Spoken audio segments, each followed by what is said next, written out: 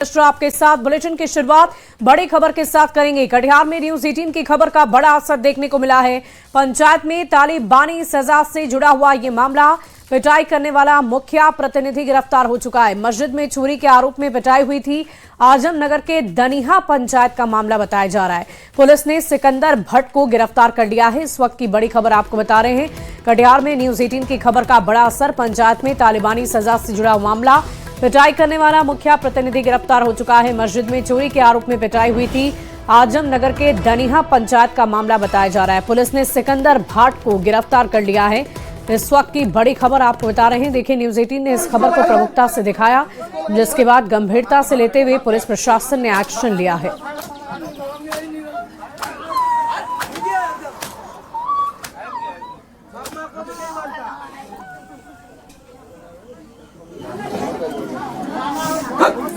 तो चोरी के आरोप में पिटाई की गई थी, तालिबानी सजा दी गई, मारपीट की गई, जिसका वीडियो भी सामने आया और इस वीडियो के आधार पर कार्रवाई की गई है। पुलिस प्रशासन की तरफ से न्यूज 18 ने इस तस्वीर को प्रमुखता से दिखाई, इस खबर को प्रमुखता से दिखाया, जिसका बड़ा असर देखने को मिला है। ये वीडियो का मामला संज्ञान में हम लोगों को भी आया है और संबंधित थानाध्यक्ष को उसकी जांच कर विधि सम्मत कार्रवाई करने हेतु त्वरित गति से जो है उनको निर्देशित किया गया है। और देखिए, कटिहार में मस्जिद में चोरी के मामले में अब बड़ा बवाल हो गया है। चोरी के आरोपी की पिटाई के बाद पुलिस ने मुखिया प्रतिनिधि सिकंदर भाट को गिरफ्तार कर लिया, जिसके बाद लोगों ने पुलिस पर ही गलत तरीके से कार्रवाई के आरोप लगाए। मुखिया प्रतिनिधि की गिरफ्तारी से नाराज लोगों का आरोप है कि चोरी के आरोपी के परिवार की ओर से ना तो कोई शिकायत दर्ज की गई और ना ही कोई प्राथमिकी दर्ज हुई है। बावजूद इसके पुलिस मनमाने तरीके से मुखिया प्रतिनिधि को गिरफ्तार कर रही है, जो पूरी तरह से गलत है।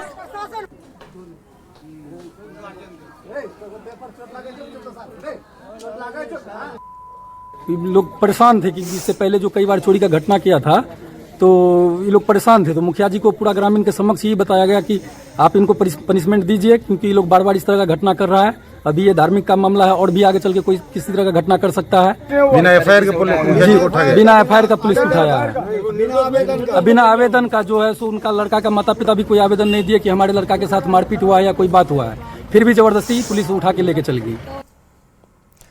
और ऐसे में न्यूज 18 पूछता है सवाल कि आखिर पंचायत को सजा देने का अधिकार किसने दिया? क्या लोगों को कानून पर भरोसा नहीं है? ये एक बड़ा सवाल है। क्यों कानून को लोग खुद ही अपने हाथ में लेते हैं? पंचायत ने आरोपियों को पुलिस में क्यों नहीं दिया? ये भी एक बड़ा सवाल है। और इस बीच एक बड़ी खबर सीवान से आपको बताएंगे, जहां प्यार मोहब्बत का बेहद खौफनाक अंजाम देखने को मिला। महज 1 महीने पहले जिस युवक को युवती ने अपनी जान से भी ज्यादा समझा, सारे जहां से बगावत कर जिससे मंदिर में शादी रचा ली, अब उसी युवती का शव एक बोरे में टुकड़ों में मिला है। बोरे में शव मिलने के बाद इलाके में सनसनी फैल गई है। सिवान के भगवानपुर थाना क्षेत्र के सादसाह गांव में बोरे में लाश मिली है। इस मामले में पुलिस ने एक आरोपी विजय को हिरासत में लिया है। पूछताछ लगातार की जा रही है। युवती आराध्या छपरा के डोरीगंज के रहने वाली थी और 1 महीने पहले ही सिवान के युवक विजय से मंदिर में शादी रचाई थी। पिछले 1 हफ्ते से लापता थी। खेत की तरफ गए लोगों को जब बदबू आई तो पास जाकर देखा तो एक बोरा खून से लथपथ मिला, जिसके बाद पुलिस को सूचना दी गई। पुलिस मामले पर पहुंची। मौके पर संज्ञान लेते हुए ये पता चला कि युवती का शव उसमें कई टुकड़ों में है।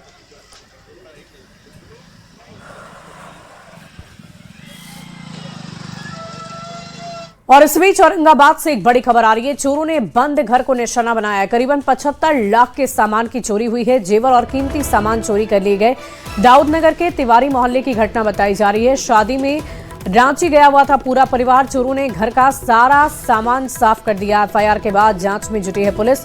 इस वक्त की बड़ी खबर औरंगाबाद से आपको बता रहे हैं। चोरों ने बंद घर को निशाना बनाया है।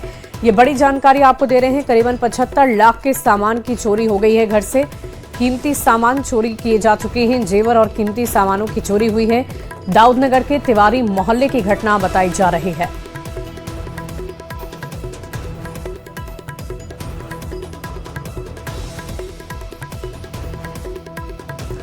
तो घर में चोरी की वारदात को अंजाम दिया गया। करीबन 75 लाख के सामान पर हाथ साफ किया है चोरों ने।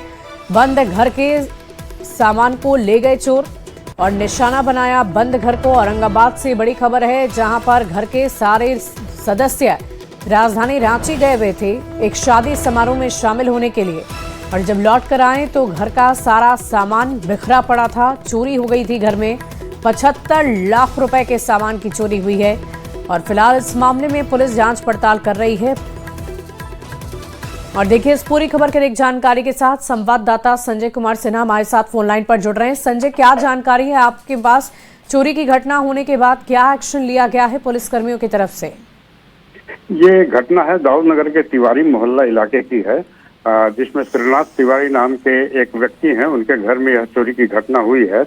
यह दरअसल श्रीनाथ तिवारी अपने परिवार के साथ रांची गए हुए थे और किसी बीच इस घटना को चोरों ने अंजाम दिया है और लगभग 75 लाख रुपए से भी अधिक की संपत्ति चोरी कर ली है। जी, पुलिस को सूचना दी गई है, FIR दर्ज कर लिया गया है। उसके बाद पुलिस आगे की छानबीन में जुट गई है। जी चलिए, बहुत शुक्रिया संजय हमारे साथ जुड़ने के लिए, तमाम जानकारी के लिए। शेखपुरा से इस वक्त की एक बड़ी खबर आपको बताएंगे, जहां सुनसान घर में बहुत बड़ी चोरी हुई है। 26 लाख का सामान लेकर चोर फरार हो गए। नेमदारगंज गांव में चोरी की वारदात को अंजाम दिया गया है। मुंडन के लिए बाहर गया था पूरा परिवार। गांव के ही बदमाशों पर वारदात को अंजाम देने का आरोप लगा है और ग्रामीणों ने एक आरोपी को पकड़ा भी है। परिजनों ने आरोपी को छोड़ाकर उसे अपने साथ लेकर गए। पीड़ित ने थाने में शिकायत दर्ज की है। घटना की सूचना पुलिस को दी गई है और जांच पड़ताल लगातार जारी है। गांव वाला कुल देखा, मोहल्ला वाला उसको पकड़ा, वीडियो बनाया, पकड़ के रखा वहाँ पे गांव में, घर में। कहाँ से इतना पैसा घर में रखे थे? हम 3 गो ट्रक बेचे थे। ट्रक बेच के पैसा रखे थे? 3 गो ट्रक बेचे थे 14 लाख में, और इधर बेचे थे 6 लाख में 2 गो। चोरी कर लिया। क्या चीज? 26 लाख रुपया चाहे मंगलसूत्र। कहाँ से इतना पैसा घर में रखे थे? ट्रक बिका था। और इसी बीच आपको बिहार के पूर्व मुख्यमंत्री और राज्यसभा सांसद नीतीश कुमार ने डिप्टी सीएम विजेंद्र प्रसाद यादव से मुलाकात की है। थोड़ी देर मिलने के बाद नीतीश कुमार उनके आवास से रवाना हो गए हैं। ये बड़ी खबर सियासी गलियारे से आपको बता रहे हैं। नीतीश कुमार ने उनके आवास से निकलने की तस्वीर भी सामने आई है। नीतीश कुमार की सुबह डिप्टी सीएम से मुलाकात हुई है। बिहार के पूर्व मुख्यमंत्री नीतीश कुमार की और राज्यसभा सांसद नीतीश कुमार ने डिप्टी सीएम विजेंद्र प्रसाद यादव से मुलाकात की। एक्सक्लूसिव तस्वीर आपको इस वक्त न्यूज 18 दिखा रहा है। सुबह डिप्टी सीएम से मुलाकात की ये तस्वीरें सामने आ रही हैं। आपको बता दें कि हाल में ही बिहार के नए मुख्यमंत्री सम्राट चौधरी बनाए गए हैं, लेकिन लगातार आपको नीतीश कुमार भी एक्टिव नजर आ रहे होंगे। सियासी गलियारों के प्रमुख लोगों से उनकी मुलाकात हो रही है। बिहार के डिप्टी सीएम से उनकी मुलाकात हुई है और सीएम के पद को छोड़ने से पहले भी नीतीश कुमार ने ये जरूर कहा था कि वो बिहार के विकास कार्यों को लेकर हमेशा आगे बढ़ते रहेंगे और इसके बारे में पूरी जानकारी वो बिहार वासियों के साथ साझा भी करेंगे। और देखिए इस पूरी खबर के एक जानकारी के साथ पटना से संवाददाता शैलेंद्र हमारे साथ फोन लाइन पर जुड़ रहे हैं। शैलेंद्र, क्या जानकारी है? क्या ये मुलाकात आखिर क्यों हुई होगी? इस संदर्भ में कोई जानकारी आपके पास? देखिए, नीतीश कुमार जब मुख्यमंत्री थे उस वक्त भी वो लगातार अपने पार्टी के जो सीनियर लीडर हैं उनसे वो मिलते रहे और आज भी जब वो पूर्व मुख्यमंत्री हो चुके हैं तो पार्टी के नेताओं से नीतीश कुमार लगातार मिलते रहे। और इसी क्रम में नीतीश कुमार आज विजेंद्र यादव जो कि उप मुख्यमंत्री हैं बिहार के, उनके आवास पर पहुंचे थे और विजेंद्र यादव से नीतीश कुमार का बहुत ही नजदीकी और लंबा रिश्ता रहा है। और जाहिर सी बात है कि सरकार में मुख्य नीतीश कुमार अभी नहीं है, लेकिन उनका मार्गदर्शन जो है वो सरकार को मिले, इन तमाम चीजों को लेकर के नीतीश कुमार विजेंद्र यादव के आवास पर गए थे। बहुत थोड़ी ही देर के लिए मुलाकात हुई, लेकिन नीतीश कुमार अपने पार्टी के नेताओं से मिलते रहते हैं। उन्हें जरूरी जो निर्देश होता है वो भी देते हैं, उनका हाल समाचार जानने भी पहुंचते हैं। और ये डेली रूटीन में नीतीश कुमार का शामिल है कि जब वो अपने पार्टी के नेता जब उनसे कोई जो सीनियर लीडर हैं वो मिलने की आग्रह भी करते हैं तो कई बार ऐसा होता है कि खुद ही नीतीश कुमार उनके पास पहुंच जाते हैं, उन्हें रोक देते हैं। तो ऐसी भी तस्वीर कई बार सामने आई है और आज वो उप मुख्यमंत्री विजेंद्र यादव के आवास पर अचानक पहुंचे थे और इस दौरान उनकी बातचीत भी हुई और सरकार से संबंधी, और कल ही चूंकि विश्वास मत हासिल किया है सम्राट चौधरी की सरकार ने, तो जाहिर सी बात है उसको लेकर के बधाई देने मुख्यमंत्री नीतीश कुमार विजेंद्र यादव के पास पहुंचे होंगे, क्योंकि विजेंद्र यादव ने भी कल विधानसभा के फ्लोर से भाषण दिया और उन्होंने साफ तौर पर जो आरोप लगाया जा रहा था विपक्ष की तरफ से, उन आरोपों का मजबूती से जवाब भी दिया है। जी बहुत शुक्रिया शैलेंद्र, हमारे साथ जुड़ने के लिए, तमाम जानकारी के लिए। और इसी बीच राजधानी पटना से एक और बड़ी खबर आ रही है। पूर्णिया सांसद पप्पू यादव पर एफआईआर दर्ज हुई है। जेडीयू के प्रदेश सचिव ने एफआईआर दर्ज कराई है। रीना चौधरी ने शास्त्री नगर में एफआईआर दर्ज करा दी है। ये बड़ी खबर आपको बता रहे हैं। सांसद ने महिलाओं को लेकर आपत्तिजनक बयान दिए थे, जिसको लेकर देश भर में बवाल मचा हुआ था। और इसी बीच ये बड़ी खबर आ रही है, पूर्णिया सांसद पप्पू यादव पर एफआईआर दर्ज हो चुका है। जेडीयू के प्रदेश सचिव ने एफआईआर दर्ज कराई है। ये बड़ी खबर आपको बता रहे हैं। देखिए, दरअसल महिला आरक्षण संशोधन बिल संसद में पारित न होने पर पप्पू यादव के द्वारा महिलाओं पर आपत्तिजनक टिप्पणी करने के विरोध में महिलाएं अब सड़क पर उतर आई है। मोतिहारी में बीजेपी की महिला कार्यकर्ताओं ने जबरदस्त विरोध प्रदर्शन किया। चरखा पार्क से राजेंद्र भवन तक विरोध मार्च निकालकर पप्पू यादव के खिलाफ नारेबाजी की है।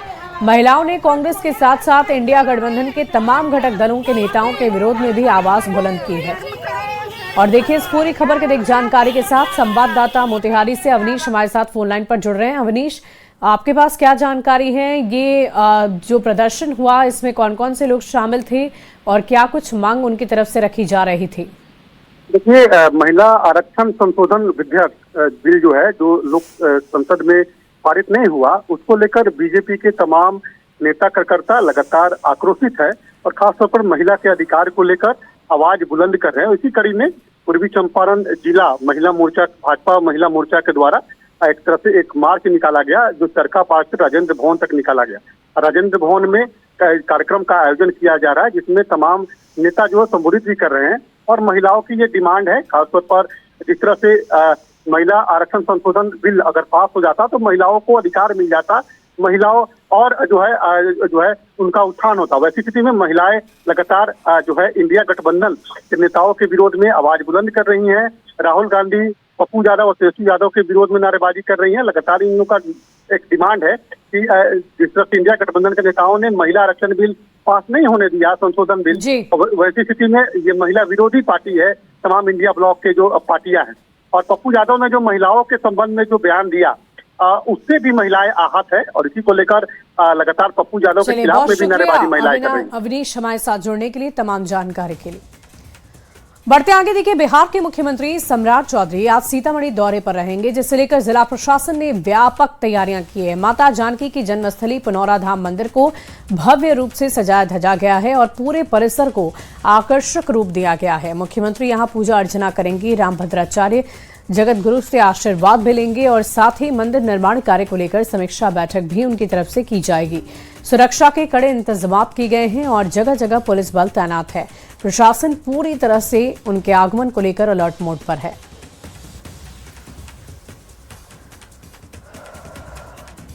मुख्यमंत्री आ रहे हैं तो बहुत बढ़िया है, बहुत खुशी है, लेकिन उनसे यही हम कहेंगे कि जो नींव डाला गया उसको जल्दी से जल्दी बना करके जो मने सुपुर्द करे और ऐसा बनावे कि विश्व के लोग आवे उसको ठहरने का, खाने का, रहने का और हर तरह का जो आज का आधुनिक जो व्यवस्था है वो व्यवस्था करनी चाहिए। और चलिए अब बात मुंगेर की कर लेते हैं, जहां 26 अप्रैल को बिहार के मुख्यमंत्री सम्राट चौधरी अपने गृह जिला मुंगेर के असरगंज स्थित ढोल पहाड़ी जाएंगे। मुख्यमंत्री बनने के बाद ये उनका पहला दौरा होगा, जिसे लेकर ग्रामीणों में गजब का उत्साह है। सीएम सम्राट 12.49 करोड़ की लागत वाली ढोल पहाड़ी इको टूरिज्म हब परियोजना का शिलान्यास करेंगे, जिसमें पिकनिक स्पॉट, शिव प्रतिमा, क्राफ्ट शॉप्स और बैंक्वेट हॉल विकसित होंगे। गांव में उनके स्वागत की तैयारियां तेज है, जबकि प्रशासन ने सुरक्षा और भीड़ नियंत्रण के लिए पुख्ता इंतजाम किए हुए हैं।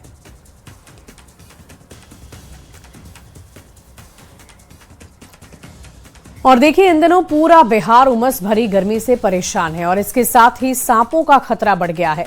गोपालगंज में पिछले 24 घंटे में जहरीले सांप के डसने से 2 लोगों की जान जा चुकी है, जबकि 12 से अधिक लोग अस्पताल में भर्ती हैं। कई लोग अंधविश्वास में पड़कर झाड़ फूंक पहले कराने लग जाते हैं, जिससे इलाज में देरी होती है। डॉक्टर्स ने ये अपील की है कि सांप काटने के बाद आप तुरंत अस्पताल आ जाएं और एंटी स्नैक वेनम का इलाज जरूर कराएं। नहर के पास खादर बिगन है और वहीं सर्फ काटा है। बाकी पिताजी बोले किसी से खोदा उदा गया, किसी से कहे नहीं है। सुबह 5 बजे खानू इनको लार पोरा हो गया, गिरने लगे। तभी लोग पिताजी चिल्लाए जे बौनी दौड़ो, हम गिर रहे हैं। तो बौनिया सब दौड़ के गई सन। और बाद लार पूरा हुआ तो लाद के मोटरसाइकिल से भोरे हॉस्पिटल में ले गए। तो वो जैसे भोरे हॉस्पिटल से गेटवे पर से कह दिवल यहाँ के मर चुकल बन ले जाए। सबसे पहले अपने नज़दीकी प्राथमिक स्वास्थ्य केंद्र या जिला अस्पताल में जितना जल्द हो सके आना चाहिए। झाड़ फूंक के चक्कर में नहीं पड़ना चाहिए। अपील करें कि कभी भी सांप काटे तो तुरंत सरकारी अस्पताल में पहुँचे। और देखिए, जमुई जिले में नक्सल समस्या खत्म होने के बाद अब दुर्गम पहाड़ी और जंगली इलाकों में ऐतिहासिक विरासत सामने आने लगी है। खैरा क्षेत्र के गिद्धेश्वर पहाड़ियों में वन विभाग की स्पेशल टीम ने हजारों साल पुराने रॉक पेंटिंग्स को खोज रखा है। ये चित्र दुर्गम चट्टानों पर बने हैं और विशेषज्ञ इन्हें नवपाषाण काल मान रहे हैं। ये वही दौर था जब मानव ने अस्थायी जीवन, कृषि और पशुपालन की शुरुआत की थी। वन विभाग अब इन शैल चित्रों के संरक्षण और शोध की तैयारी में जुटा हुआ है। जो हमारा खैरा प्रखंड के जो गिद्धेश्वर पहाड़ी है, जिसको गाढ़ी पहाड़ी श्रृंखला भी कहा जाता है, उसमें हमें कुछ शैलाश्रय खोजे गए हैं, डिस्कवर हुए हैं, जिसको हम लोग रॉक शेल्टर भी कहते हैं। उन रॉक शेल्टर्स में हमने रॉक पेंटिंग पाया गया है। उन रॉक पेंटिंग का जो प्रथम दृष्टया जो हम लोगों को लग रहा है एनालिसिस से कि वो हमारे प्रारंभिक इतिहास के समय के हैं।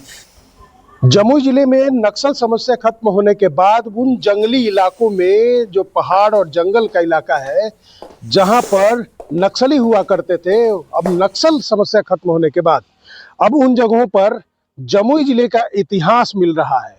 जमुई जिले के खैरा प्रखंड का जो गिद्धेश्वर और गरही जो पहाड़ों की श्रृंखला है, पहाड़ी है, वहां पर वन विभाग की टीम ने वैसे प्राचीन काल के शैल चित्र, जो मतलब बोला जाए कि रॉक पेंटिंग को ढूंढ चुका है, जो ईसा पूर्व से लेकर नवपाषाण युग की बताई जा रही है। हम तस्वीर दिखाना चाहेंगे कि यही गिद्धेश्वर पहाड़ी है और इस गिद्धेश्वर पहाड़ी के अंदर चट्टानों पर कई जगहों पर शैल चित्र, रॉक पेंटिंग को पाया गया है। वन विभाग की इन्वेस्टिगेटिंग टीम जो है 2 साल से काम कर रही थी और उसका नतीजा है कि अगर देखा जाए तो बताया जा रहा है कि 8 अलग अलग जगहों पर जो गुफा नुमा है, जो बड़े बड़े चट्टान है, वहां पर रॉक पेंटिंग मिला है और जिसके बारे में बताया जा रहा है कि यह पेंटिंग संभवतः ईसा पूर्व से लेकर प्रारंभिक ऐतिहासिक युग तक की हो सकती है। इस इलाके में किस तरह से जो जंगल पहाड़ों का इलाका था, वहां पर कौन कौन से शैल चित्र, रॉक पेंटिंग मिले हैं और साथ ही शोध हो सके, रिसर्च हो सके आने वाले दिनों में, इसको लेकर अब संरक्षण करने की बात कही जा रही है कि इसको संरक्षित किया जाएगा जो रॉक पेंटिंग इस इलाके में मिला है। केसी कुंदन, न्यूज़ 18, जमुई। और बात अब बिहार के बदलते मौसम के मिजाज की करेंगे, जहां बिहार में भीषण गर्मी से आम जनजीवन पूरी तरह प्रभावित हो चुका है। तापमान 40 डिग्री सेल्सियस के पार पहुंचा हुआ है, जिससे दिन में घर से बाहर निकलना लोगों के लिए मुश्किल हो रखा है। लू और तेज धूप से लोग परेशान हैं। हालांकि राहत की खबर यह है कि मौसम विभाग ने 28 अप्रैल से मौसम में बदलाव के संकेत दिए हैं, जिससे तापमान में गिरावट की उम्मीद जताई जा रही है।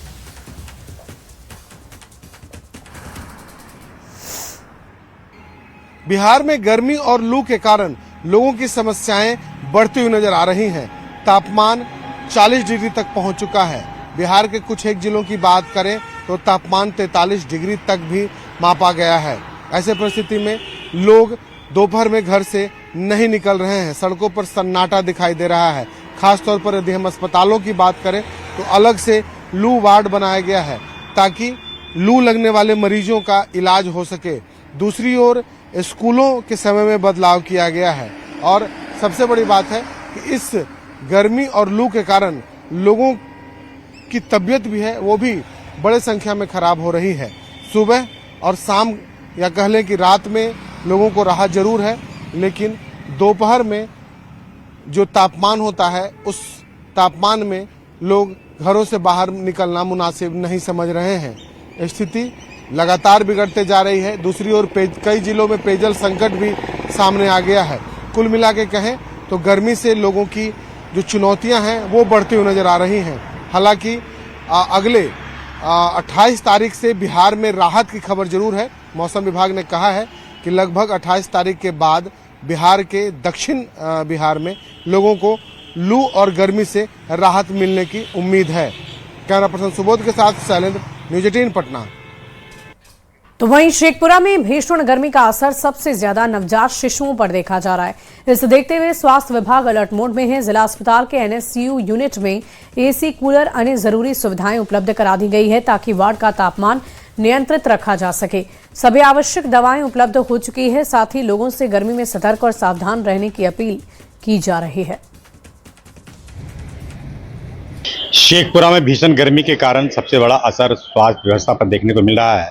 डिजिटल स्वास्थ्य अधिकारी भी काफ़ी सक्रिय दिख रहे हैं और कहा जा रहा है कि जो एसएनसीयू है, यहाँ विशेष नवजात शिशु का देखभाल की इकाई है, उस जगह पर सारी व्यवस्था कर ली गई। क्योंकि बच्चे जन्म होने पर जो गर्मी का असर है वो बच्चों पर ज़्यादा पड़ता है, इसलिए उस पर ज़्यादा देखभाल की स्थिति है। डॉक्टर तैनाती कर दी गई है, नर्स हैं, एसी की व्यवस्था, सारी व्यवस्था कर दिया गया ताकि बच्चे को कोई डिहाइड्रेशन अथवा किसी तरह के ये गर्मी का प्रकोप का नहीं सह सके। एम्बुलेंस है, सब चीज़ें वहाँ पर। ORS के अलावा IV फ्लूइड है, उसके अलावा जितनी भी संबंधित दवाइयाँ हैं प्रचुर मात्रा में है, इसलिए किसी को घबराने की जरूरत नहीं है। सभी लोग अपने अपने बच्चों को देखभाल की व्यवस्था रखें और हमेशा जो डॉक्टर का जो डायरेक्शन है उसका निर्वहन करें। अजीत कुमार सिन्हा, न्यूज 18 शेखपुरा।